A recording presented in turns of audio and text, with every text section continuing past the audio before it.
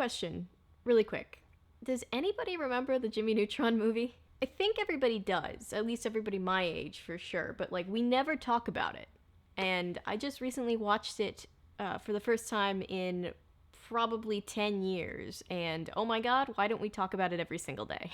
It's such a weird drug trip of a kid's movie, man, and because of that, I thought I could take you on a guided tour of Jimmy Neutron Boy Genius, because oh my god, it's so weird. It's made even weirder when you realize that, like, this movie came out before the show, so, like, I kept watching it and seeing, like, strange things and just being like, oh yeah, I forgot that that was in the show, like, that must be an inside joke or whatever, but no, this came out first. This was an audience's first introduction to Jimmy Neutron and all these other characters, okay? Keep that in mind while we're watching. So the movie starts out as any good kids movie does, on a military base, and the military has spotted a UFO. It's an aircraft they don't know, so they just are like, hey, let's shoot it down. So they go to shoot it down, and if you've watched Jimmy Neutron at all, you know that this is just Jimmy pulling some of his Jimmy Neutron shit. He's with Carl, they're in this rocket that he's built, and they're trying to launch a satellite that's also a toaster. Also, he has a robot dog, in case you forgot that. Hi! Nice antiques!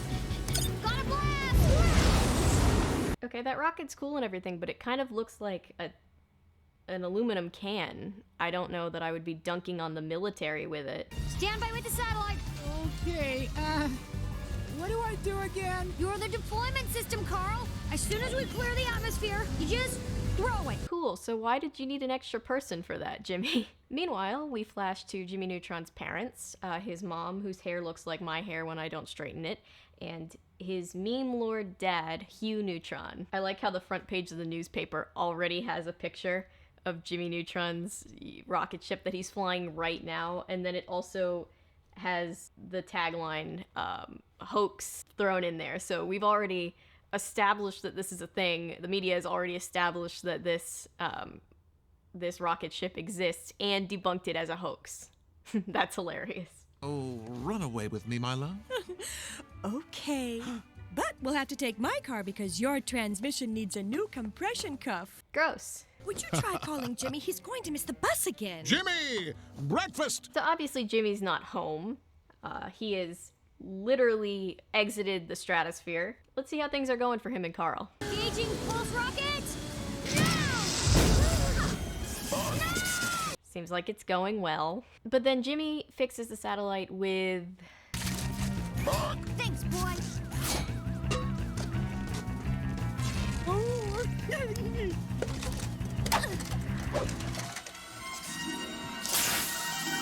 science, and they launch the satellite. Yay! And this is definitely something I forgot about. Whenever Jimmy has a big idea, they like zoom into his brain through his ear, and it's very uncomfortable. It reminds me of that episode of the Magic School Bus where Miss Frizzle takes them through the digestive tract, and I didn't like that one either. Should I bother pointing out that, you know, they're literally flying into space without the need for like oxygen, and they don't burn up when they re-enter the planet? No, you're right, it's probably not worth it. Now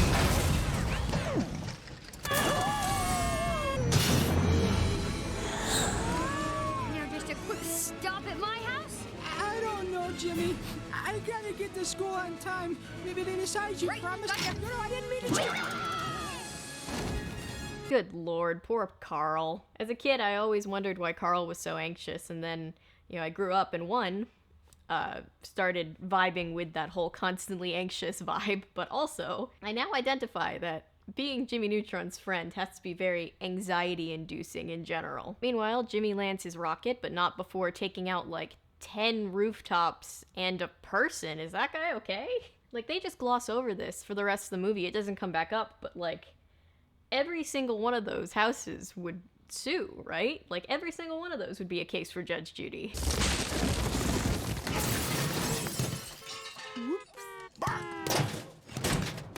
James Isaac Neutron! Last night I received a message from outer space, but it was garbled in the ionosphere, so Mom, I had to launch a communications satellite. Well, and then when I tried... message from space. Wow. That relatable moment that everybody went through as a kid where you try to contact an alien species and then your mom is all bent out of shape about it, but like your dad's like, hey, I'm cool with it because parents, right? If your father and I haven't met them, they're strangers. Right, Hugh?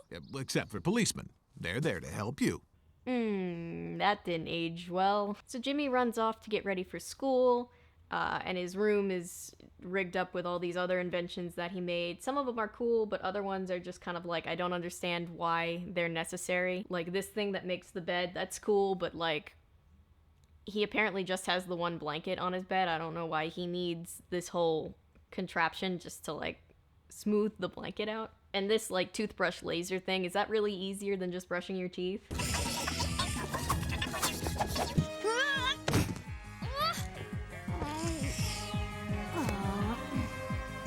Damn it, Shoebot. Goodbye, son. Have a good day. Oh, Goddard, not on the porch. Okay, but Jimmy built Goddard, so that's a feature that he had to have added. Why did he add that feature? Anyway, Jimmy misses the bus after all this, so he decides to try out this bubblegum transportation thing that he invented, and... Bubble travel is the way of the future! It doesn't go so well. And meanwhile, Carl's just been hanging upside down in the tree the entire time. Again, poor Carl. But anyway, they make it to school in time, and Cindy is giving a lecture on... And my fossil to chromosome ratios clearly demonstrate that female dinosaurs, like this plesiosaurus, were the stronger and smarter of their species. But so what else is new? Sexism? Yes, well, let's move along to show and tell now, shall we? Oh yeah, this is Ms. Fowl. She's the teacher. She acts like a chicken. I don't know why. When I was a kid, I didn't know why. I thought I'd know when I got older. I still don't. This is Ultralord! This is Sheen. God love Sheen. Hang on, I just noticed this picture of the United States behind them. Who drew that and put that up? Who's teaching kids that that's what the United States looks like? Nick!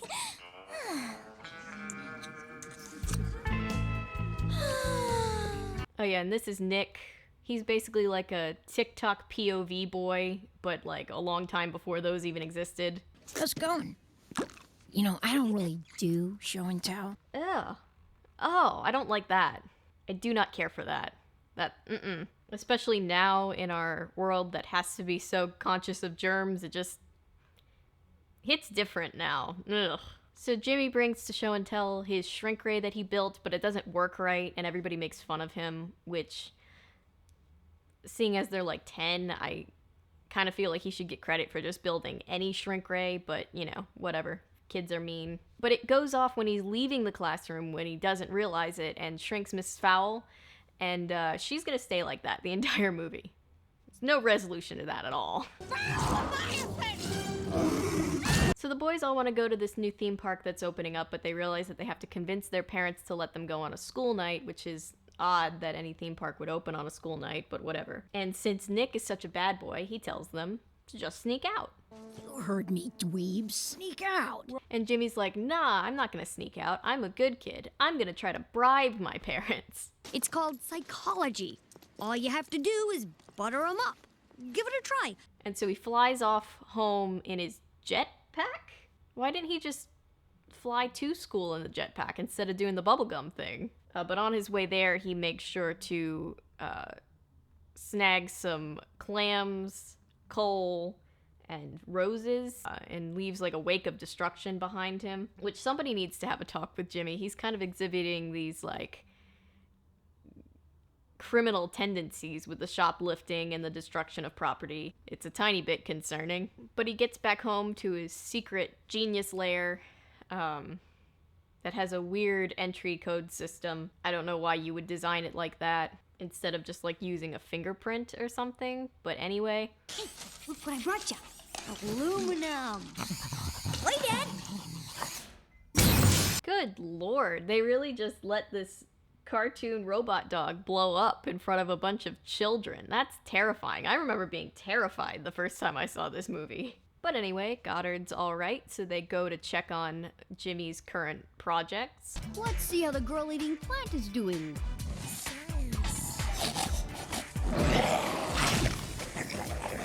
Ha! Nice choice! As usual. Ah, more sexism, but for the other gender, so equality. And then they go see if they have any messages from the aliens. You know, there's still no reply to our satellite message. Geez, it's been a whole day. You'd think we would have heard from an alien civilization by now, huh? Don't you hate it when you're chatting with some extraterrestrials and they leave you on red? But because Jimmy's apparently a shoplifter with a PhD, he manages to pull together a bunch of fancy jewelry and this bouquet to give to his mom in hopes that she'll let him go to the theme park. These can't be real. Oh, but they can. And they are! And all these fabulous gifts and prizes could be yours if you know the correct answer to this question. Please, may I go to Retroland tonight? No. That's it? She doesn't have any other questions? Because if it was me, I would think that my kid just, like, robbed a bank or something. I'd definitely be a little bit concerned. So she says no, and Jimmy's upset, and he accidentally lights the house on fire. You know how it goes sometimes.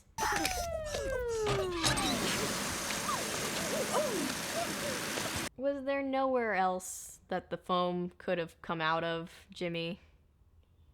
Gross. Okay, Jimmy. That's the last straw. We have told you time and time again about playing with rockets. Mom, it's technically not a rocket. So Jimmy's grounded, but guess what? The aliens actually did get his message. And the aliens in this movie, I don't understand them. They're eggs. I don't know why. I didn't know why when I was a child, and I do not know why now. But I do know that the two main aliens, King Goobot, that's the king alien's name, and his assistant are voiced by Sir Patrick Stewart and Martin Short. Didn't know that back in the day, but I know that now. I don't know how they got them on this direct-to-DVD movie, but they did. The king, he loves his little off guard. Yes, he does. Yes, he does. Yes, he does. Yes, he does. Damn, Goobot is savage. When did it become acceptable to approach my royal throne unannounced? Oh, yes, of course, my king. I Space him! assure you that it would. But he. Just ruthless.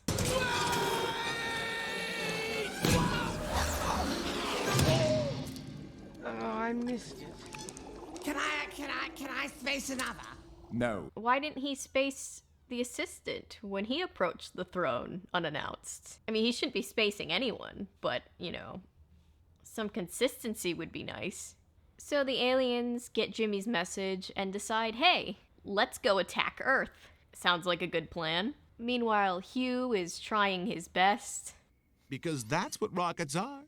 Rockets are flying things. But feeling like he's left with no other option, Jimmy decides to follow Nick's advice and...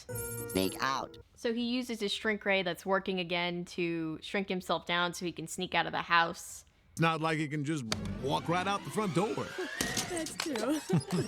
It pretty much works, and he and the rest of the boys all go to the new theme park.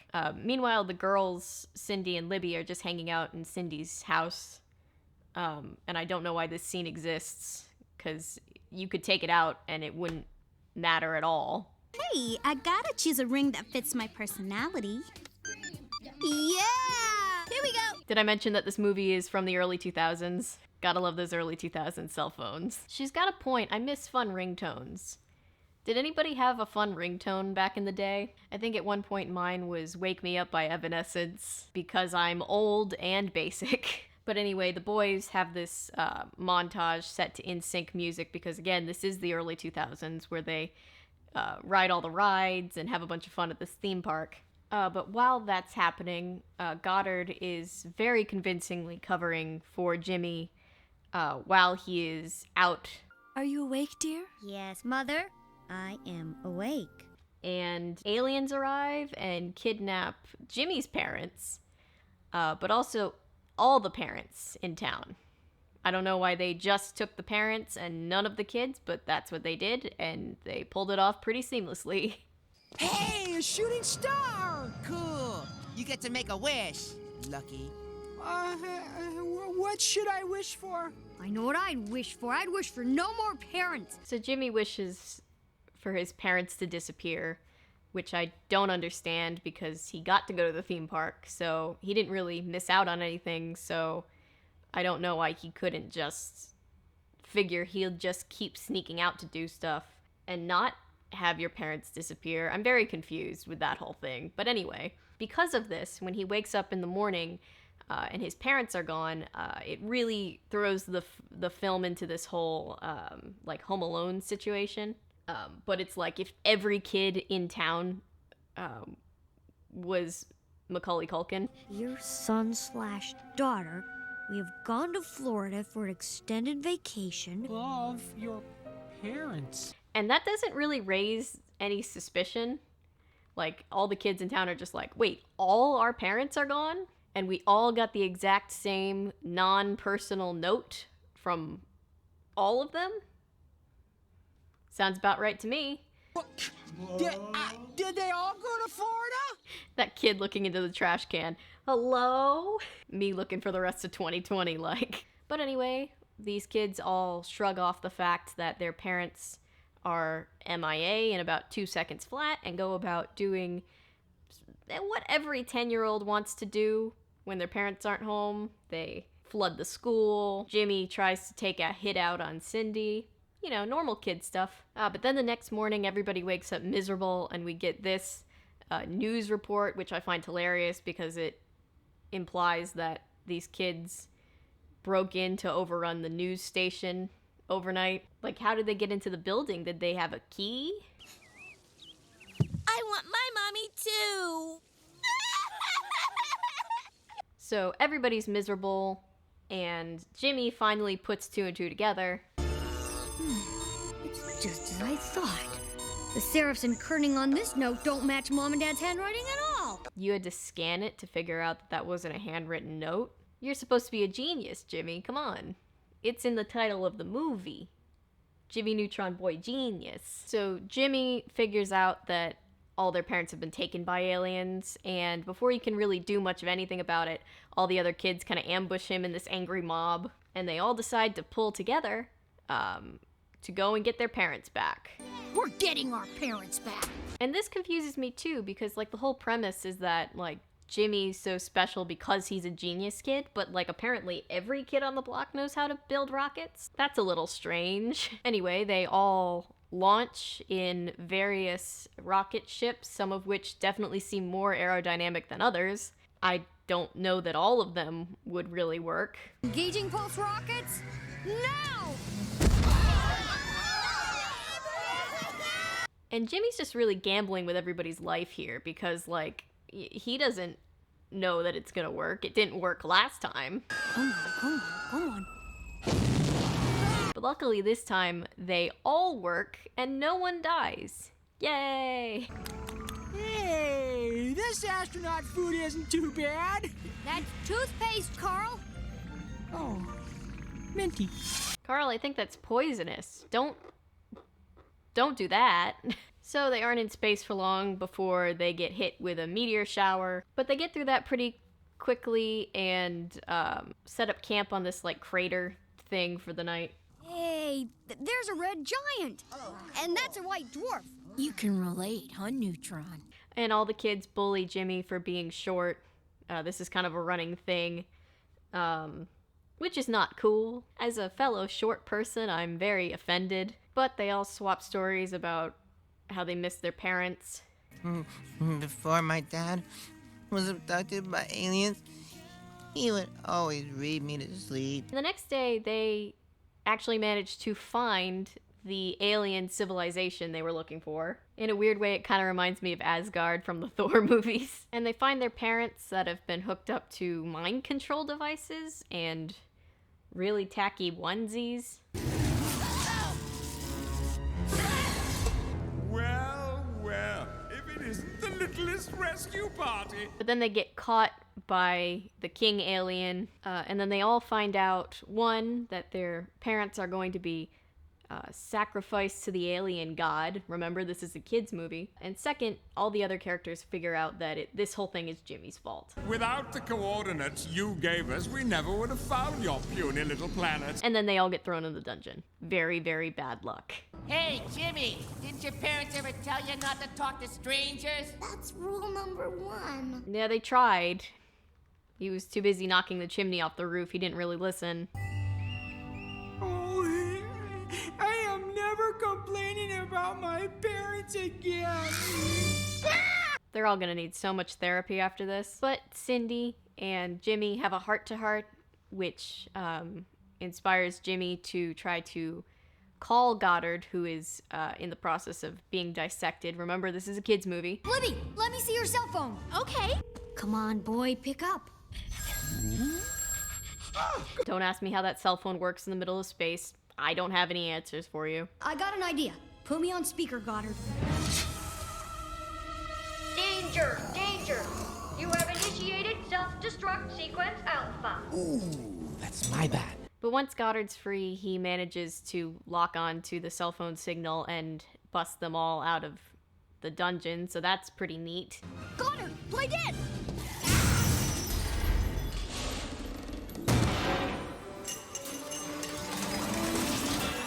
I think Goddard is the main reason I'm disappointed in robot technology to this day. I want my robot dog. So now they have to save their parents, who are about to be, like, sacrificed Colosseum style to this alien god thing. It's very terrifying. But first they make them all do the chicken dance because the writers were apparently high as kites when they wrote this movie. So the kids all go to break in, and this is Nick's big moment to shine, like the tough guy that he is.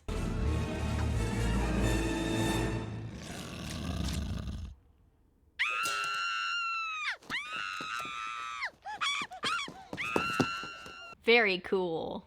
I genuinely don't understand why this is the thing that put him over the edge. Like, they're already, like, on an alien planet. They survived all these other things, like a meteor attack and being in prison, and they've already seen all these other aliens, so I don't know why this thing particularly is, like, so much scarier than he thought it was gonna be.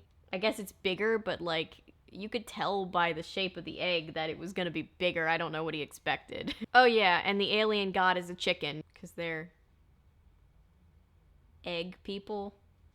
So their god is a chicken. Okay, I'm following along with the logic. Although I do have other questions, like, does it have to hatch every single year? How does it get back into the egg, like, after this ceremony every year? Or is it a different chicken, but then, like, why did they worship it if it's just a run-of-the-mill alien chicken? We could be here all day. I've got to just finish the rest of this movie. There's a transport ship in that airfield big enough to carry all of us out of here. I need you to get it here as fast as you can. Yeah, Sheen, you know how you're, like, 10 and don't even know how to drive a car? Go steal an airship for us. Well, I guess they all know how to fly rockets somehow, so I don't know. Maybe he does know how to do that. So while Sheen's off doing that, the rest of the kids go into full battle mode with the other aliens. And then Jimmy just kills this one guy and takes his body, which is super metal. But they manage to get their parents and themselves onto this ship that Sheen has brought back. And so they're trying to outrun these alien life forms in one of their own ships, trying to get home. All these kids just casually know how to pilot a spaceship that's foreign alien tech.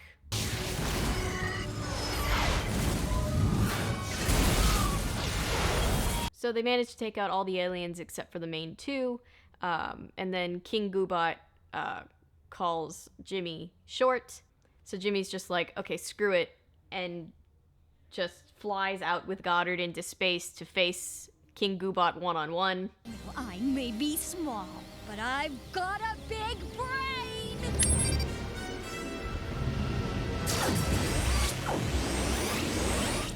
No, not tiny! So he uses the reverse feature that apparently his shrink ray has to to not shrink, to do the opposite of shrink. Which, why didn't you do that in the first place? You've been able to make yourself 40 feet tall this whole time. That would have been really helpful before. But anyway, he fries the aliens, literally, and everybody's safe. All the kids get reunited with their parents. And all in all, nobody really has as many questions as I would have. They're just kind of like, we were all kidnapped and now we're floating in space on a starship that's being commanded by our own children? Sounds right to me.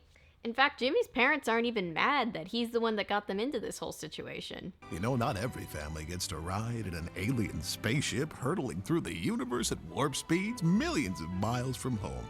We thank you for that. Now you gotta admit, that is pretty neat. Like, I think alien abduction is kind of ranks higher than accidentally lighting the curtains on fire. I don't know why he's not getting grounded again, but anyway. They all get back home. It's established that Carl now has a lifelong fear of eggs, apparently. There you are, gentlemen. Freeze! It's okay, girl. It's just breakfast. Goodness! And on that classy note, the movie ends. And it's a happy ending for everybody. Yay, happy endings. This movie is so strange. I watched this movie so much as a kid. I remember it was like my favorite movie for a while. All these years later, I have so many questions, but I thought it would be fun to, show you guys this movie or remind you guys of this movie because I'm sure a lot of you have memories of this movie as well. Anybody my age surely remembers this one, that age being 74 years old, obviously. But yeah, that's all I've got for you guys today. So I'm going to end this video here. I'm losing my voice because this is actually my second attempt filming this video. My microphone died somewhere in the middle of the first attempt, and I loved that. But thank you guys so much for watching. I appreciate you being here and hanging out with me. Thank you for liking, commenting, subscribing, sharing, everything you do to support this channel. I appreciate each and every one of you so much. You can't even imagine how much I appreciate it. If you're new here, I cover nostalgic, obscure, or otherwise strange media on this channel. So if that's your thing, if you dig that, maybe stick around, consider subscribing. We'd love to have you. And yeah, I'll see you guys in the next one. Stay safe, everybody, and remember, my name is Avery. I'm a YouTuber if you say so, because thanks to you guys, this is technically a YouTube channel. Bye!